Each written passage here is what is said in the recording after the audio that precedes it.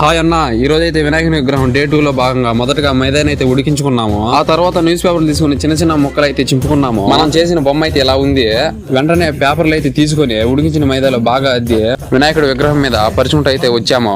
పిల్లలు కూడా కొన్ని పేపర్లు చాలా చక్కగా అయితే మైదాలో అద్దించారు. అసలు సమస్య ఏంటంటే మైదా అయితే చాలా భయంకరంగా కాలుతుంది. నేనైతే మళ్ళీ వరుసగా పేపర్లు అయితే పరుచుకుంటూ వచ్చాను.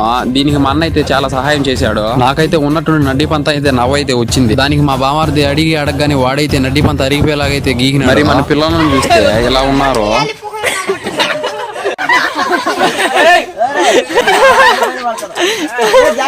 ఒకటే సందడిగా ఉంది.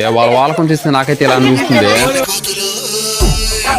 నేనైతే పిచుకులు పెట్టుకున్న గూళ్ళు కూడా వదలలేదు. ఆ పీచునైతే తీసుకుని వినాయకుని బొమ్మ పైన అయితే పరుచుకుంటూ వచ్చాను. అదైనా వెంటనే ఒక పాత పీట తీసుకుని కొద్దిగా మాడిఫై అయితే చేశాను. మిగిలిన ప్రాసెస్ అయితే రేపైతే చూసేయండి.